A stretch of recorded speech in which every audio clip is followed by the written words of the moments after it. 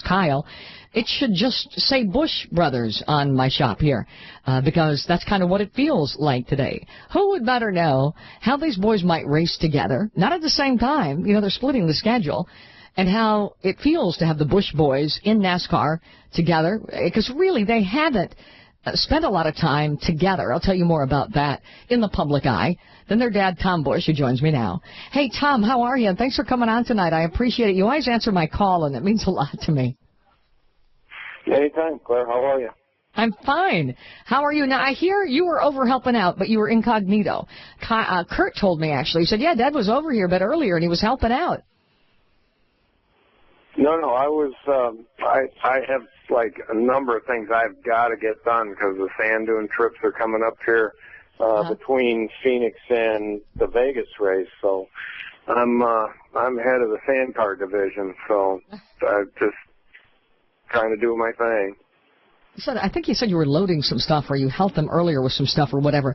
Tom, you heard the clip there where he said, it's the Bush Brothers again. How does that make you feel? What do you think about when you think about the boys splitting a ride? What comes to mind when you first heard it, when they first told you about it? Was it like over the dinner table? I know they get your advice, or did they call you up and say, hey, what would you think, Dad? It's the two of us together splitting a ride. Yeah, I think Kurt called me first, but I know that I'm the boss thing, that was about 20 years in the making, because they're almost 7 years apart. So Kyle was so busy trying to catch up to the stuff his brother was doing. I'm sure this was a big deal. I have to ask you, I was talking about how competitive they might be, Tom, and you were talking about kind of looking at how it might, they won't be doing the same number of races, but they will be competitive, right? I'm thinking, knowing the two of them. Well, they're showing the stats, so you're going to say my average finish was this, but the other guy might be able to say his average winnings, because he had races that paid more, would be higher. I'm sure they're going to find 8 ways to dissect this. So they look at the stats and then they'll go, yeah, but I made more on that race, so I won more money. They'll just figure out a way to make it competitive between the two of them. Oh yeah. They'll find 8 ways to one be better numbers over the other. When you think about the two of them and how they play off each other, one of the things they were talking about today is how people erroneously, and let me play a little clip for you here, Tom, erroneously thought they didn't get along. Here's one thing that Kurt said about that. Really just to spend time together at the track, but we did it behind the scenes. We just didn't do it out in front of the cameras. So they weren't like in front of the cameras. They had to establish sort of their own image, especially Kyle because he was younger.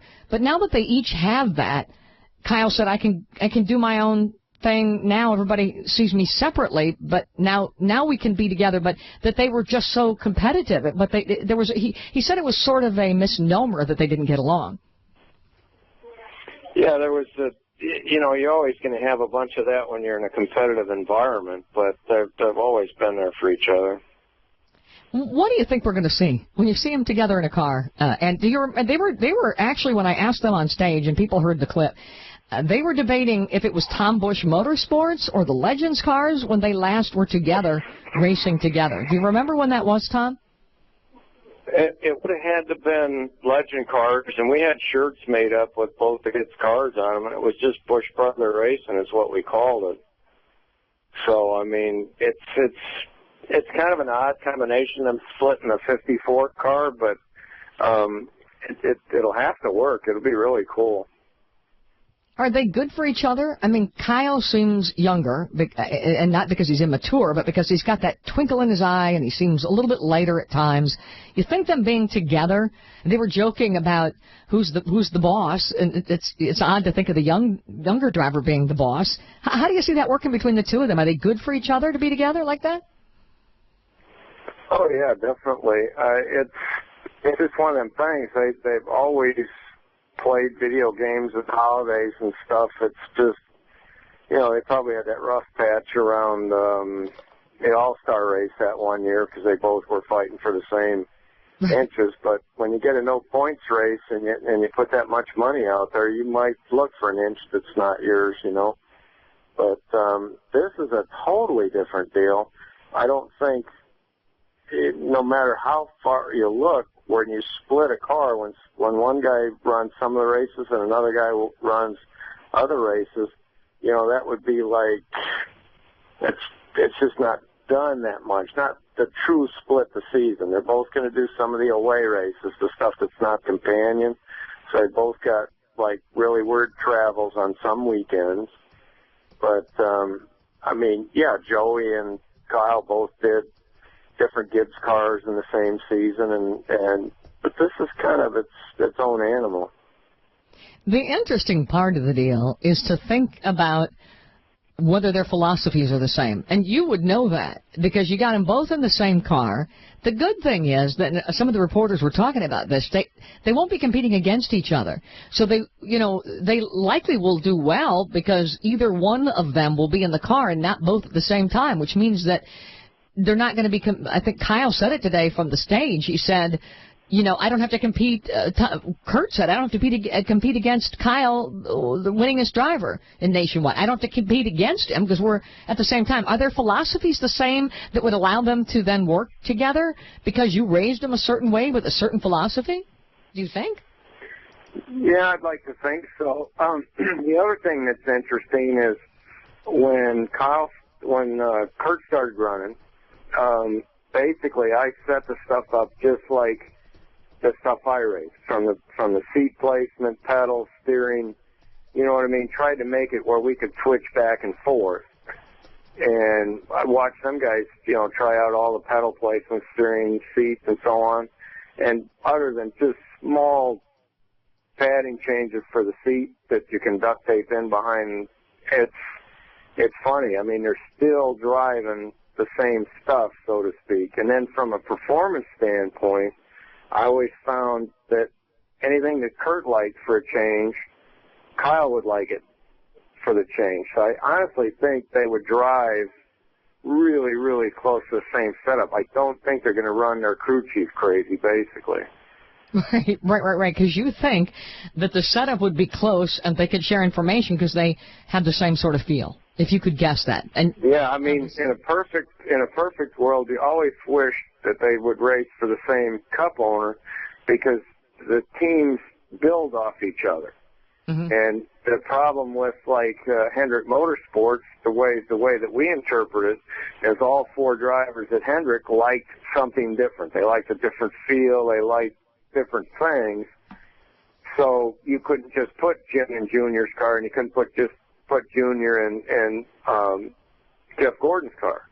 Where if these two kids wind up at the same owner like they are in the Nationwide, the crews will have the benefit of being able to work. Hey, this is good. Good is good. It's not just good for one or the other. You know what I mean? Something that builds mm-hmm. speed builds it for either one. Mm-hmm. Yeah, that makes a lot of sense. And the other part I think about, and again, you know me, I'm not trying to pull bad things out. I want the honest answer. Is there a chance they'd be overly competitive? Because, if the car performs here for one guy and here for another, or not, you think it'll probably be about the same between the two of them? You understand what I'm saying, don't you? I mean, I have sisters, and we all have family members. We know how that is. When everybody started racing, whether it was Kurt's start or Kyle's, I had raced, and they either raced something they built, or maybe they raced my car. My old cars got raced because we raced in 3-4 different divisions. And the bottom line was is what you taught them when they're just getting in the car is there's no holes in the floorboard. You can't just pick the car up and carry it. If the car doesn't do what you want it to do, don't wreck it. Just get the best finish you can, bring it home in one piece so we can fix it and improve it. The people that wreck every week, especially at a local level, you don't have the time or the money to fix it back. Right. So we can't afford to wreck it. So I think with that basic premise, you go out there and get what you can and you make the best improvements you can. And if one did something at 1.5 miles that was a big tip, I'll be able to do it the next one. It'll be something that keeps the 54 car at the front, Right. The other thing I'm thinking about here is that Old school racing, Tom. You taught the boys old school racing, and I don't know how you say having fun again and all of that. It's a big corporate business right now. These young guys who come in who started racing a certain way have to learn. Like it or not, it's a different kind of deal.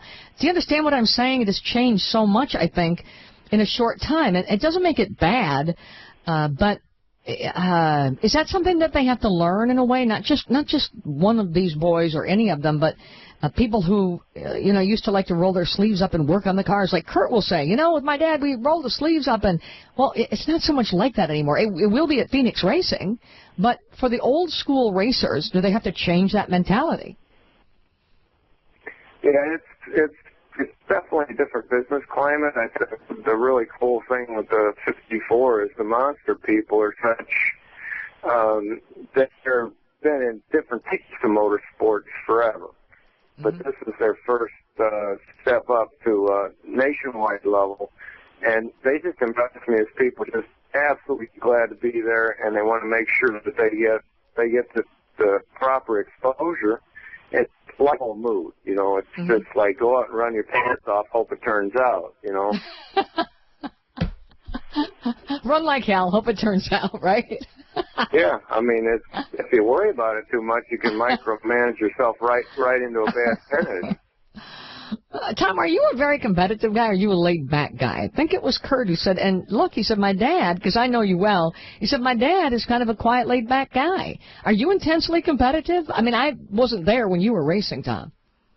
Are you not competitive? I think about it every once in a while. You'd like to think you were half as good as you think you might have been, but there was different cars I'd come up behind that would either smoke or smell funny, and it just they were going to get past, and they were going to get past in a hurry because I was tired of it, and I didn't move in them, and I didn't dump them, and I didn't wreck them, but I mean, I was so up on the wheel that things were going to get past because the local stuff that we ran back in the day was all inverted start, and I mean, we would qualify in the top 4 constantly because you had to qualify and be one of the top 4 qualifiers to get in what we called the trophy dash, where you got a chance to run 5-6 laps for a fair amount of money, and they started that inverted as well. So I mean, you didn't know anything. They were short races, even the main event, 50 laps by today's standards, by nationwide cup standards. That's not even a fuel run. You know what I mean? So, I mean, you were just programmed to absolutely go. But I could get out of the car and just another day, jack the car, scale the car, fix the car. But you weren't hot to temper, or you weren't but I didn't see you race. You know what I'm saying? When you raced, were you, I would say. I didn't have all my spare parts once Kurt started racing. I had some spare parts. I turned it into a car. So when you're out there and you want to get all hot about something, and the only way you're going to race next week is bring this thing home in one piece, you get busy, but you get pretty politically correct. Yeah, out of survival mode, basically, and out of the love for racing. Yeah. It's one of them things. I tried to run easy one night because I was actually in a borrowed car in a division I didn't normally run in. And when you ran well at a local track, a lot of times somebody'd say, hey, will you run my street stock? Will you run my modified? So you already showed up with 2 cars in 2 divisions. And now somebody says, hey, run the 3rd division for me. And you go, okay. So you'd get up to 2nd place, or you'd get up to 3rd place, and the only person you had left to pass was the guy that lent you his spare car or had his regular driver in another car. So you weren't supposed to pass this last car.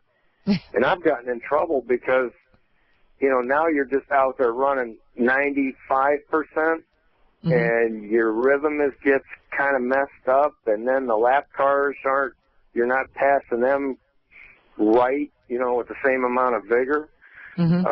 It's weird, but, I mean, I got real politically correct because my stuff had to come home pretty close to one piece because, I mean, I was working 60, 70 hours a week with my job, with my business. So there was no time to fix this thing. Yeah.